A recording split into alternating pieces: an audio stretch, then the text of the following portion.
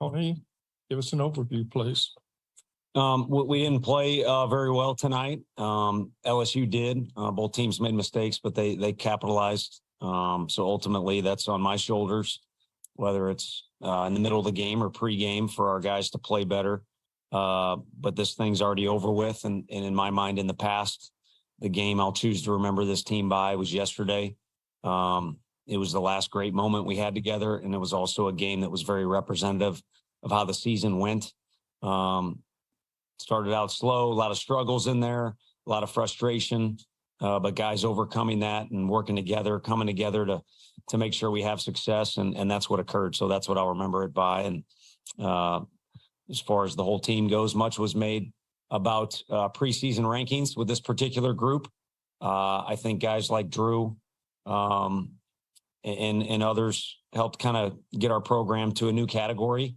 And no disrespect to any writers or anything like that. We certainly had a lot of talent, but I didn't think we deserved to be where we were at the beginning of the season. And I let them know that. Just a lot of new faces, a lot of things that we had to replace. And we did that by the end of the year, in my opinion. I know we won't be one of the last two teams standing because number 2 was our highest preseason ranking, but we kind of challenged these guys to actually become that. And, maybe we are, at least top 5 or somewhere in that category. Again, no disrespect to anybody else. So that's what I remember this team for. And our program needs to get better. But this was a group that helped our program improve, no question, and did some things that others have never done. Okay, we'll open up for questions for the student athletes now. Again, raise your hand, give us your name and affiliation and to whom you're asking the question. We'll start here with you. Ryan Schumpert, Rocky Top Insider. Drew, just what will you remember the most about this season and this team? Yeah, I mean, thing I'll remember the most is probably the tough times we had, and just the hills we had to climb. I mean, this season starts not just in February; it starts back in August when we got on campus in the fall. I mean, it's a grind. You go through so much with your teammates and your coaches, and you figure things out. Then things don't work, and you figure out something else. And I think just all those trials and tribulations that were thrown at us and that we had to fight through as the season went on. That's just the things you remember because you just push through it with your brothers, the guys beside you, the coaches beside you, and that's just the memorable parts. Is the winning's great, but making a bond and making like a family with the guys beside you is the part that you come out on top with. Okay, we'll go up here. Jack Foster, Rocky Top Insider. Drew, just sophomore year, how do you think you improved in year 2? Yeah, I mean, we attacked the off season. Obviously, you want to be better every year. Just try to be more precise. Try to take care of my body a little more than I did last year. Really tried to step into being more of a leader on the team. Showing the right ways for guys like AJ coming in, a freshman. He's stepped up in a big role, and it's just been fun seeing guys like that. But I feel like just filling in my role as a guy on this team that can influence others, and I think that's just the biggest thing I've taken away this year. Okay, next question for you have somebody. Okay, back to Brian. AJ, just how were you able to handle the emotions and kind of your first big leverage postseason moment, and what did you have working for you? Yeah, I thought everything was working pretty well. It was a short warm up, but just going out there, just trying to breathe and bring myself down in normal heart rate and stuff like that. Just really focused on breathing, and me and Cal, and it kind of all just worked out. Okay, go right here.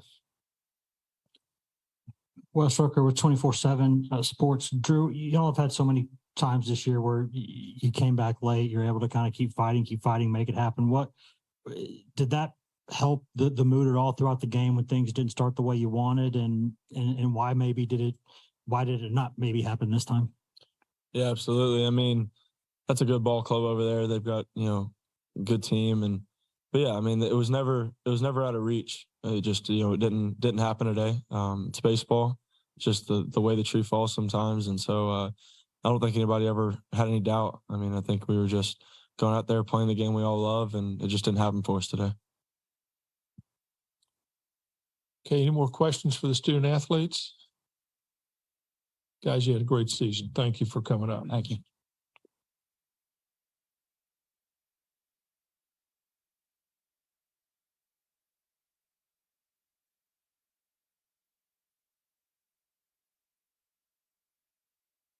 Now we'll open it up for questions to Tony. Again, raise your hand and we'll get to you, and we'll start with Kendall. To do in baseball, Tony, just from the dugout perspective, what were you seeing from Ackenhausen that he was just unable to let you guys kind of get in a groove offensively? His stuff has always been difficult to hit, usually where it's kind of, at least, and he's not on my team, so I'm going off a little bit of video, a little bit of research, where it's kind of gone awry for him is with command. And he had excellent command at the start of the game. And then as the game waned on a little bit, there were some mistakes he made out of the zone, whether it be hit by pitch or something like that. But then he kind of, kept his composure and regathered and did well. And then it takes two to tango. We like I said, we didn't capitalize on mistakes as well as they did. We kind of had it down. He got in on lefties and then got righties to kind of overswing a little bit. So it kind of depends on which side of the deal you're talking there. And, you can look at game plan, or you could just look at a guy who had a good opportunity and really took advantage of it. Wasn't going to be an easy day to score runs, and nothing to show for it. And for our team, a lot of times when it was tough out of the gate, we just needed one thing to happen. And then it kind of came, not necessarily like an avalanche. And who knows, maybe we get that one little moment. Things are different, but we did not. Okay, go up here to Ryan. Do you feel like you guys pressed offensively at all as the game went on? I don't think so. I think there was more frustration at times than we've had as of late. Maybe a word I can't say up here or two like that. But that was just because guys were trying, and it was a tight game. So each pitch you could feel a little bit. But I mean, it's certainly in pregame and at the start of the game, there wasn't moments of tension. When I referenced mistakes, it was that they really made us pay on walks and then, defensive mistakes. And even when we don't feel that bond, I mean, everything was all good. And I mean, we make a mistake later and you knew the guy was going to come up to the plate. I was just dying somebody would be on base for him because you knew he was going to respond. That's just what he does. Okay, we'll go here to Jack. Yeah, Tony, I know you mentioned yesterday's game is what the game you'll choose to remember this team by, but what do you want this team to be remembered for on the grand scheme? Kind of what you fantasize being if you claim to be a competitor, or if you compete at all, is that you'll get after it no matter what. And when you get knocked down, you'll get back up. And when you get knocked down again, you'll get up even quicker, and so on and so forth. So I think it was a competitive group. They can hang their hat on the fact that, we talked about perspective. There's a variety of tradition within each program, and it takes a lot in our league to be able to brag about tradition. But for us in particular, we wanted to get to a regional, and then we wanted to have a roster that was really athletic that you guys would be excited to write about. And, COVID's whatever. And then we wanted to get here, and we didn't win any games. And then we wanted to get here again and win a game, and this group did it. And, I skipped a year, but boys that were part of 22, give it a couple years and you'll get yours. No national championship, but pretty special group that will be remembered by everybody in this room for a lot of stuff. Love them or hate them. I love them. Okay, here at the end. Tony, you said earlier the program needs to get better. I'm just curious where you see that being needed, and also as you said, getting here, winning a game. Do you feel like you've advanced the trajectory of the program this season? I think so. I mean, you need to get here and you need to feel it out. It doesn't mean like Coastal Carolina can't come here and win a national championship. But you got to get used to the itinerary, the media attention, the stage, and things will be passed down by guys. I mean, our guy, we had some tough dudes on that 21 team, and they kind of locked up a little bit that first game. We also faced a guy named Abbott.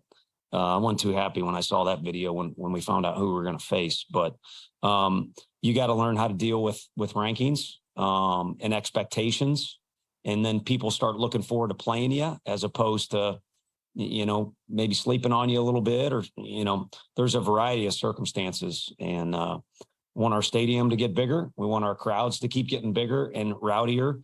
We want our roster to be as competitive as anybody's. Of course, that's going to kind of come and go a little bit, but just to be able to handle things that come with shooting for a national championship every year. Okay, back up here to Brian. Just wanted to get your vantage point on two plays. The first being Maui's double and holding Cal up at third, and then the following half inning on the bunt single that Zane threw in the right field.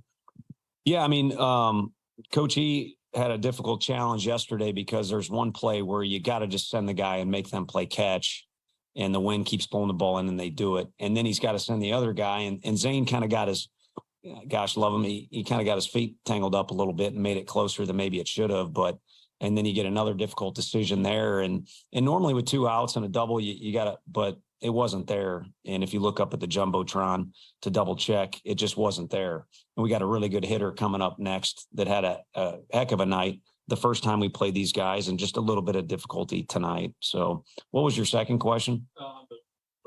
Zane threw in the right field. Would you like to meet that? Yeah, it looked like he was going foul, but I'm also standing in the dugout spitting seeds into the ground. He's out there playing in front of 25,000 or whatever we got in there, and he's trying to make a play. And who knows, it may not have rolled foul. But then again, to try and make a play, I mean, put it in your back pocket is easy to say if you're watching from home.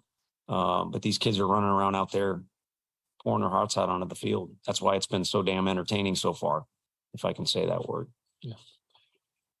Jack, this will be our last question for Tony. On that note, Coach, your teams in the last 3 to 4 years have played with such emotion and passion. I think it's contagious around the sport of college baseball. These games have been so entertaining this week. Can you kind of talk about the state of college baseball and maybe where your program has kind of played a role in a lot of the emotion and passion we see this week? I appreciate you saying that more than you know. That means a lot. I think last year's team, kind of what I was going on a tangent about or ready to go on a tangent, was they got people talking about the sport. I mean, big leaguers, all kinds of people. And again, part of it was they didn't like me or our players or anything like that, or we did some foolish things or we did some great things, but it got people talking. And we're not the only ones. I think these indoor facility, these kids train at, they're putting in more work. Media, whether it be social media or now all these games are covered. All those things are elevating the play and the amount of passion these kids pour into this thing. And I think our sport, I'm prejudiced, but I think our sport more than any other collegiate sport has more momentum and is on a greater incline than any other. And this thing here has become an absolute party in Omaha. They do a good job of hosting it, but the trajectory is not going to slow down. And this thing had a lot of star power, maybe more star power than any other one at this. You guys would know better than I. So why can't next year have even more star power? I haven't said that. Hopefully Florida's not here. That big old first baseman knows probably be a good guy to have around here. We got a couple too, though. Tony, thank you. Thank you. Congratulations again. Appreciate you. Yeah.